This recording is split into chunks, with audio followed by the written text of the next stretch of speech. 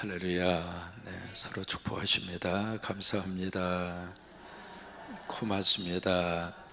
사랑합니다. 행복합니다. 오늘도 행복하시기를 바랍니다. 사실은 베드로 전서 후서 말씀을 가지고 4년 전에 금요 성령 집회 때 이 말씀을 다루었습니다. 다루었는데 이제 주 말씀의 강의를 이어지다 보니까 거의 끝났어요.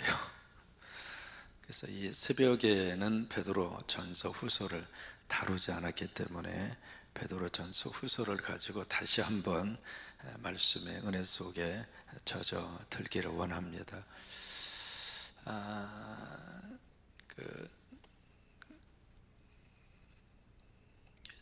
이제 베드로 전서, 베드로 후서 누가 썼을까요?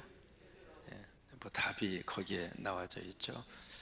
근데 이 베드로 스스로가 이 편지를 쓰면서 1장 1절에 당신 자신을 그렇게 소개합니다. 주 예수의 사도 된 베드로란, 그러니까 나는 예수의 사도다 라고 하는 자기의 신분을 그렇게 밝힙니다.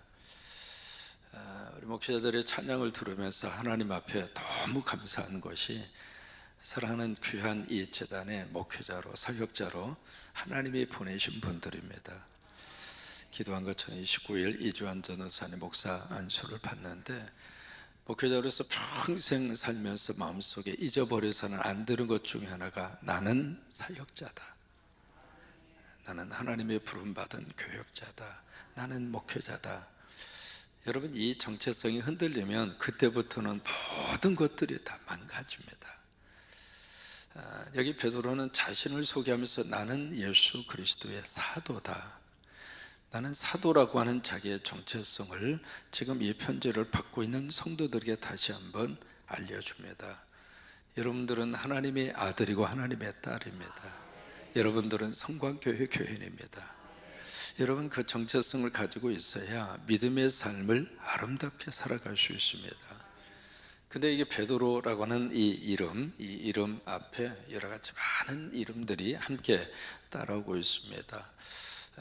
맨 처음에 베드로의 본명은 시몬입니다. 시몬 또는 시므온 같은 뜻입니다. 근데 그 앞에 마태 16장에 보시면은 바요나 시모나 그렇게 예수님이 불러요. 그때 이제 바요나라고 하는 것은 바라고 하는 것은 아들이라고 하는 뜻입니다. 요나의 아들이다, 그 말입니다. 그러니까 시몬이라고 하는 이름이 나오고 바요나라고 하는 그 이름이 나오고, 또 하나 어떤 이름이 있냐면 게바라고 하는 이름이 있어요.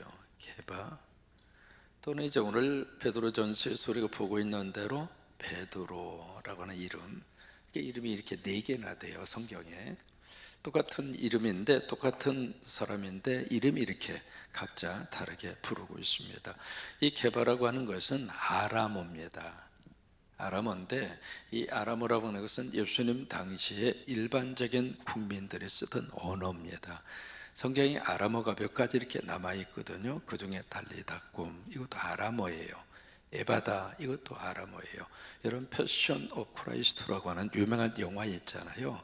그 영화를 예수님이 역할을 맡은 사람이 아람어로 했습니다. 그러니까 예수님이 쓰신 언어가 아람어인데, 이 게바라고 하는 것은 그 아람어거든요. 근데 이 아람어, 이 게바를 헬라식으로 번역을 하면 베드로가 됩니다. 그래서 영어식으로 번역하면 피러가 돼요. 그래서 똑같은 사람인데 이름이 이렇게 다양하게 그렇게 기록이 되어 있습니다. 한번 해볼까요? 시몬, 바요나, 게바, 베드로. 그래서 이 게바라고 하는 단어의 뜻은 바위라고 하는 뜻이에요. 바위 또는 반석이라고 하는 뜻이죠. 그래서 마태 16장에 그의 신앙 고백이 있습니다. 주는 그리스도시요 살아계신 하나님의 아들입니다. 그 신앙 고백을 딱 들은 다음에 바요나 시몬아 내가 복이 있도다. 내가 내 반석 위에, 그 다음에 중요해요. 누구 교회를 세워요? 네, 그때의 내 교회는 베드로 교회예요, 예수님 교회예요? 예수님의 교회. 거기서 참 우리들이 착각을 합니다.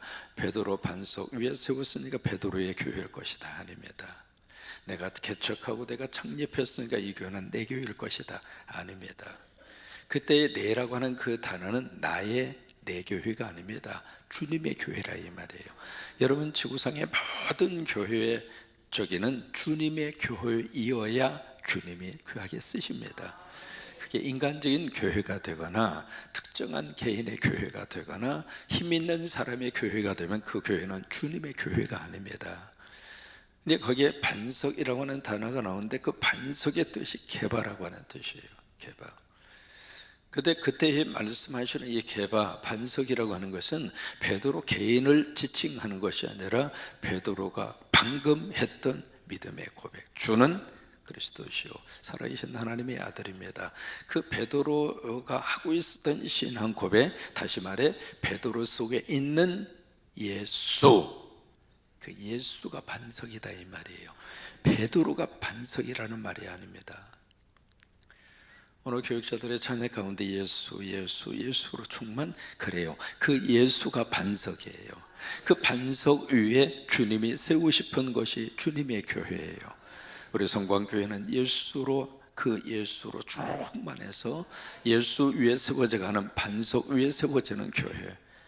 그 교회를 보고 예수님이 그래? 이 교회는 내 교회야.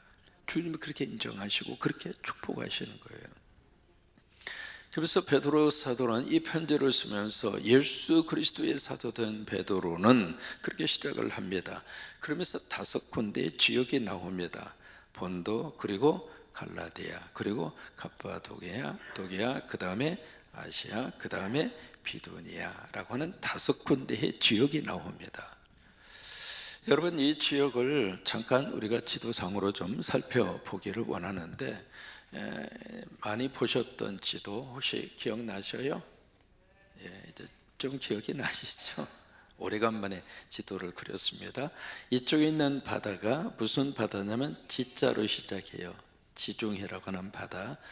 여기 이제 아시아와 유럽을 이어주고 있는 바다가 있습니다. 애자로 시작합니다. 에게해라고 하는 바다. 그리고 저 위쪽에 흑자로 시작하는 바다가 있습니다. 흑해라고 하는 바다입니다. 이 세 개의 바다를 중심으로 해서 가장 먼저 나오는 지역이 본도입니다. 여기 이제 5군데 지역은 한 도시를 말하는 것이 아니라 지역입니다. 지역을 이제 그런 식으로 구별을 한 거죠. 본도라고 하는 이 도시는, 지역은 바로 이쪽을 본도라고 합니다. 저 북쪽입니다. 본도. 두 번째 갈라디아가 나오죠. 갈라디아는 그 밑에 있는 지역을 갈라디아라고 그랬습니다. 그리고 갑바도기아 지역은 이쪽 지역을 갑바도기아라고 이렇게 불렀어요. 그리고 아시아라고 하는 지역은 에게해 쪽에 붙어있는 이쪽 지역을 아시아라 그렇게 불렀어요. 그리고 비시디아가 나오죠. 비두니아라고 하는 비두니아라고 하는 지역은 이 아시아와 본도 이 사이를 비두니아라고 그랬습니다. 이해가 되세요? 그냥 저쪽 지역에 있구나 이렇게만 생각하시면 돼요. 지난번에 투르키예를 가셨던 분은 이 갑바도기아를 다녀왔습니다. 갑바도기아 중부 지역에 있는 도시죠. 그러니까 이게 우리가 성지 순례를 왜 해야 하는가? 이게 그림으로만 보던 어떤 지역을 가서 이제 직접 가서 경험하고 직접 보고, 여러분 그것처럼 큰 은혜가 없습니다. 여기 비시디아, 여기 이제 이쪽 지역에 바로 이 밑에 여기가 비시디아거든요. 비시디아 안디옥 지역에 딱 섰을 때 이곳이 그곳이구나. 그때 오는 은혜가 굉장히 커요. 바로 이제 이런 지역에 지금 이제 성도들이 어떤 상태로 있는가, 흩어졌다 이 말이에요. 근데 성소 시대에 이쪽 지역을 뭐라고 이야기했는가? 소아시아라 그랬습니다. 그리고 지금은 무슨 땅으로 바뀌었죠? 옛날에는 터키, 지금은 투르키의 땅으로 바뀐 거예요. 바로 이쪽 지역에 지금 어떤 상태 속에 이 사람들이 있는가? 이들이 흩어졌다라고 하는 말을 씁니다. 흩어진 누구라고 그랬어요? 나그네라라고 하는 표현을 1절에서 쓰고 있거든요. 1절을 같이 한번 읽습니다. 예수 그리스도의 사도 베드로는 본도, 갈라디아, 갑바도기아, 이사야, 아시아와 비두냐에 흩어진 나그네라고 하는 단어를 씁니다. 여기에 흩어졌다고 하는 이 단어가 처음에 구약 성경에 어느 시대에 썼는가? 유다라고 하는 나라가 저쪽 바벨론에 의해서 완전히 망했잖아요. 그리고 바벨론이라고 하는 나라가 지금이 이제 이란과 이라크 그쪽 지역입니다. 그러니까 지금 이스라엘과 이란, 이라크, 중동 이 문제가요, 성서 시대부터 있었던 문제예요.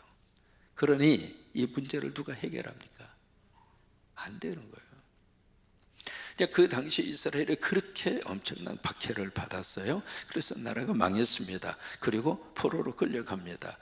그래서 이란과 이라크 그쪽 지역에 포로로 끌려갔던 그들을 흩어진 유대인이라고 그랬습니다. 그 당시 거기서 나온 단어가 그 단어예요. 그러면 여기 이 편지를 받고 있는 이 흩어진 나그네가 흩어진 유대인들인가? 유대인들에게만 해당하는 말씀을 그들에게 주고 있는 것인가? 그건 아닙니다.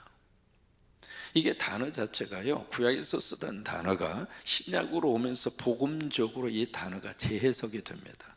예를 들면 구약에서 아브라함 그러잖아요. 신약에 와서는 아브라함이 바로 누구냐면 믿는 사람의 첫 번째 조상이 아브라함의 조상이잖아요. 그리고 아브라함의 후손이라고 하는 이 단어 자체가 구약에서는 유대 전통 속에 있는 후손들을 말하지만 신약으로 오면 아브라함의 후손이 누구냐면 예수 믿는 성도들이에요. 단어에 대한 개념이 신약으로 와서는 복음적으로 재해석이 됩니다. 구약에서의 유대인이라고 하는 단어가 신약으로 오면은 예수 믿는 성도들을 유대인이라고 그런 거예요. 그리고 우리를 새로운 이스라엘이라 그렇게 재해석을 하는 거예요. 아셨죠? 그러니까 여기 흩어진 나그네는 유대인들만 말씀하고 있는 것이 아니라 이미 예수 안에서 유대인과 이방인의 장벽이 허물어졌어요. 복음 안에서 남자와 여자의 차이가 없어졌어요. 복음 안에서 자유자와 종의 차이가 사라졌습니다. 그러니까 여기 흩어진 나그네라고 하는 것은 유대인, 이방인 할 것 없이 모든 크리스찬들을 의미하고 있는 겁니다. 그런데 이 사람들이 왜 흩어졌는가? 박해가 있었어요. 저는 예루살렘에 박해가 있었잖아요. 그래서 야고보 사도가 순교를 당합니다. 그러면서 엄청난 박해의 쓰나미가 이 초대 공동체 속에 확 하고 밀려왔죠. 이 사람들이 여기저기로 쭉 이렇게 흩어지는데 가장 많이 올라간 장소가 바로 이제 여기서 박해가 있어서 위로 올라가잖아요. 그래서 여기에 수리아 안디옥으로 많은 사람들이 흩어지게 됩니다. 그래서 여기서 수리아 안디옥 교회가 여기서 만들어지게 된 거예요. 또는 여기 밑으로 쭉 내려가서 알렉산드리아라고 하는 이곳, 바로 지금이 이제 리비아라고 하는 그 나라죠. 그 나라까지 쭉 해서 내려가게 되고요. 그리고 많은 성도들 가운데 이쪽 지역으로 흩어졌다 이 말이에요. 지금 흩어진 그 나그네의 삶을 살고 있는 그들에게 하나님은 성령께서 베드로를 통해서 말씀을 그들에게 공급해 주시는 거예요. 그래서 말씀을 주시는데 전체의 베드로서에 흐르고 있는 내용이 두 가지입니다. 첫째는 격려입니다. 그래서 베드로서를 가리켜서 격려의 편지라 그래요. 여러분 새벽에 이 말씀을 쭉 함께 나누면서 성령으로부터 여러분 격려 받으세요. 그러니까 현실의 고통과 삶과 눈물 속에 흩어져서 살고 있는 그들에게 하나님이 위로하고 하나님이 격려하는 거예요. 예배할 때마다 성령님이 여러분들을 꼭 격려해 주시고 위로해 주시고, 그래서 믿음을 지키기 위해서 참 고난 속에서도 신앙생활을 흔들리지 않고 믿음으로 버티고 살고 견디려고 하는 그들에게 베드로를 통해서 성령님이 위로하고 격려하는 거예요. 두 번째로 이 베드로 전서를 가리켜서 희망의 서신이라 그래요. 그러니까 그들 속에 희망을 주고 있습니다. 그들 속에 소망을 주고 있습니다. 지금은 박해지만, 지금은 어두움이지만 이 어두움 너머에 하나님이 허락하시는 희망이 있다. 그러니 그 희망을 바라보고 우리가 믿음의 삶의 길을 끝까지 달려가자. 중간에 포기하지 말고. 그게 이제 베드로서가 가지고 있는 주제 중에 하나입니다. 여기 특징이 있습니다. 뭐냐면 고난이라고 하는 단어, 이 단어가 12번 나옵니다. 베드로서 전체 속에서. 그러니까 이 편지를 받고 있는 그들의 삶의 현실이 고난이었다 이 말이에요. 우리가 이 시대를 살면서 예수 믿는다고 그래서 고난이 있습니까?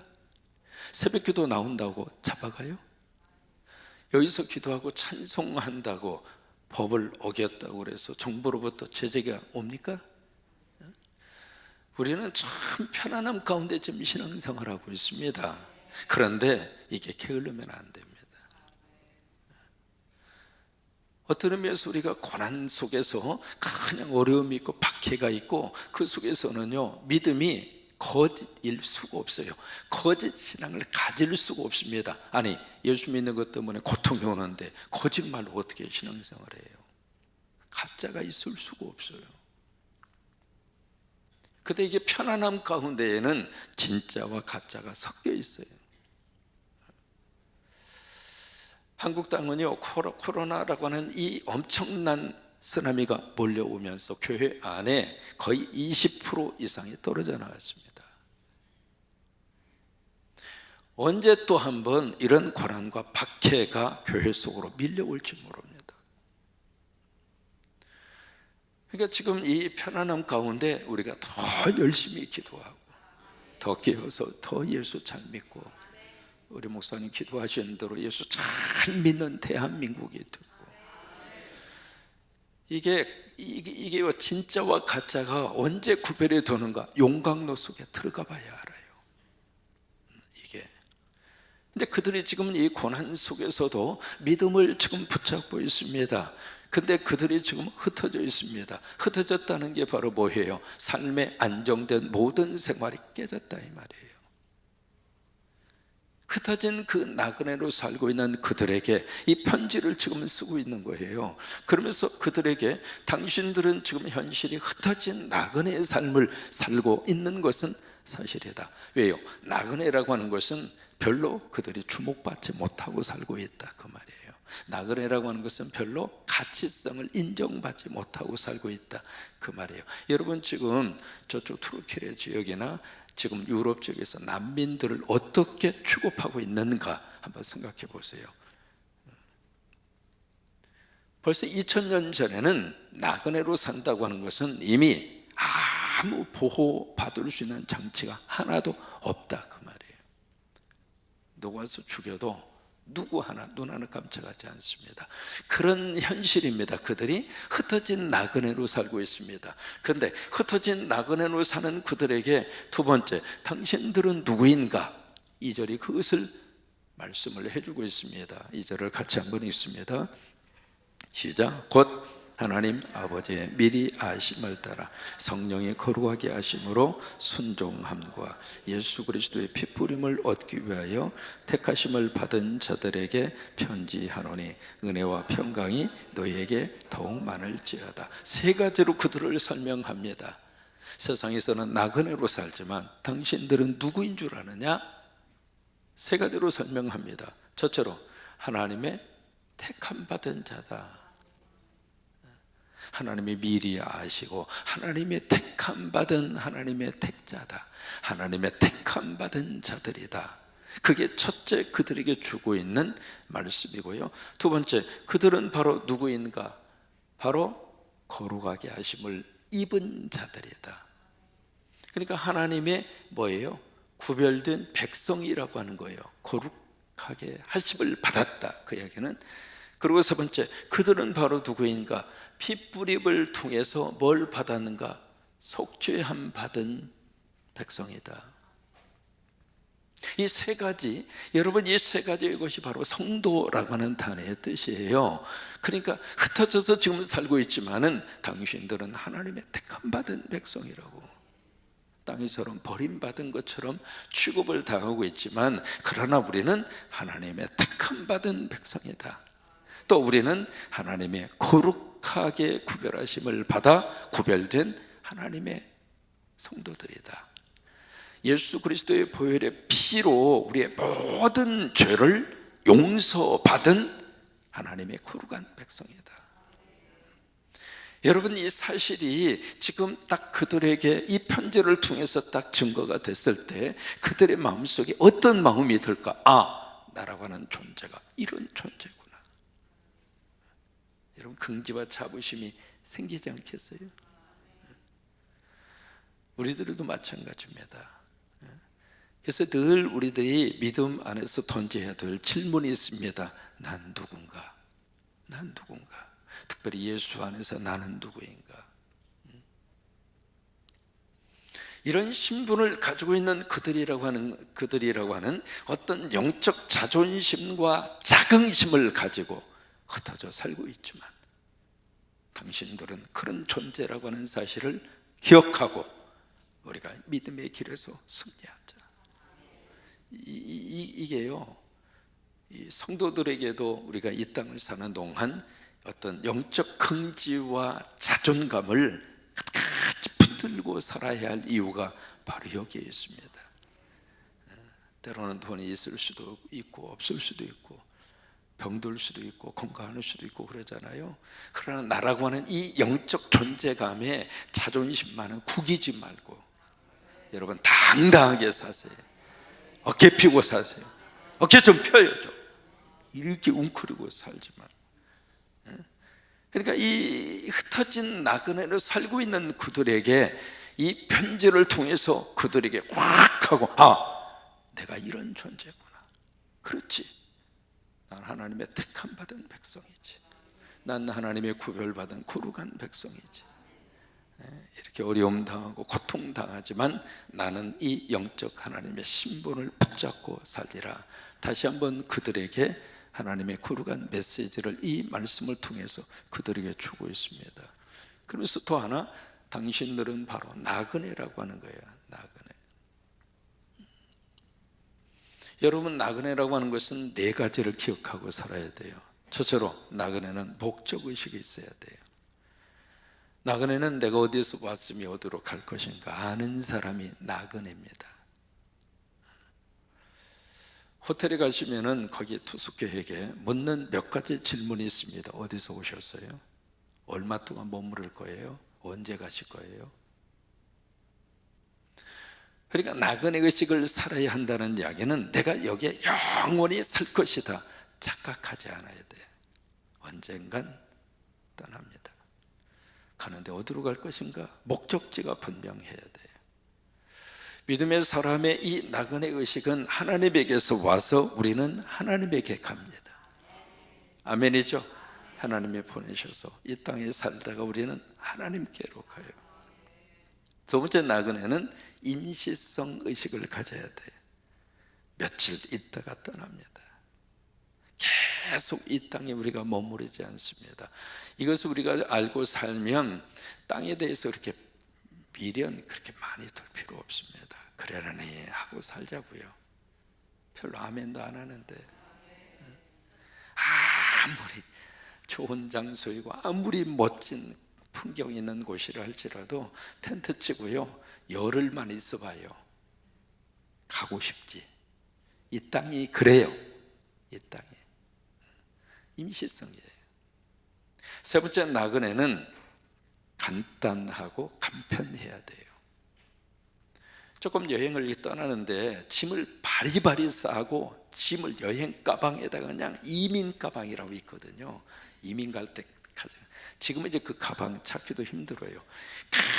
그냥 거기다가 실을 수 있는 만큼 넣을 수 있는 만큼 가져가고 싶어서 이민 가방을 찾아서 거기다가 짐을 실는데, 아니 한 3박 4일 여행 다니면서 이민 가방에다가 그냥 별걸 다 그냥 싣고 그냥 그것도 부족해서 배낭에다가 메고 양손에다 들고 그리고 여행을 떠나봐요. 그 여행길이 참 재밌겠죠. 간편할수록 좋아요. 나이가 들어가면 정리하세요. 뭐 그렇게 많이 사서 또 사고 또 언제 쓰려고, 의미 없습니다. 시간이 지날수록 하나씩 정리하셔야 돼.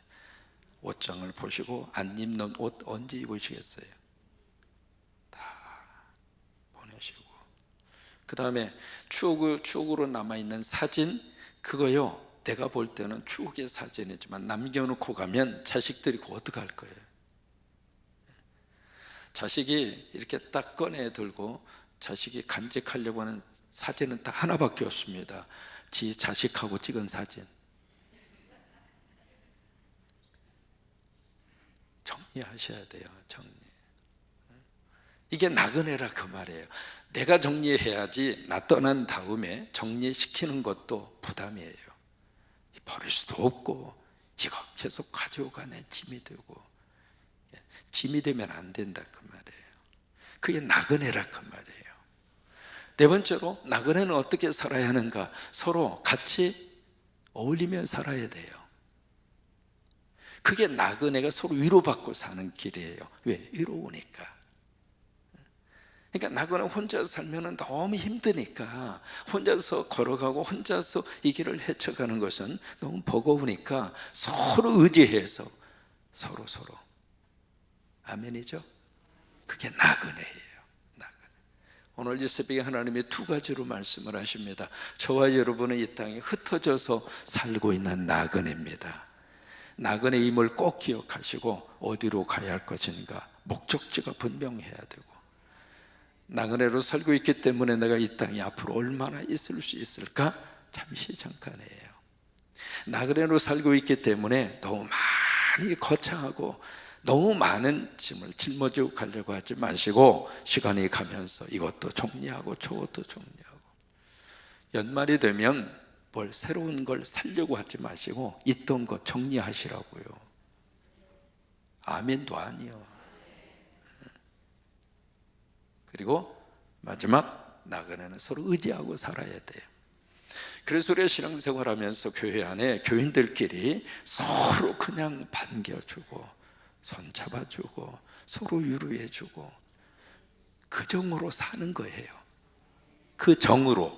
왜? 나그네니까. 그러나 그러면서도 한편 그런 나그네임에도 불구하고 한 곳에서 살지도 못하고 흩어진 상태 속에 있는 그들한테, 그래, 인생은 흩어진 나그네, 당신들 세상에서는 흩어진 나그네로 지금 살고 있지만, 그러나 하나님 보실 때 당신들은 하나님의 택함 받은 백성이고 하나님께서 거룩하게 하시고 예수 그리스도의 보혈의 피로 다 씻음 받은, 속죄함 받은 하나님의 백성이다 라고 하는 영적 자존감을 붙들고 살아라. 오늘 이 은혜가 여러분 가운데 넘치기를 주의 이름으로 축원합니다.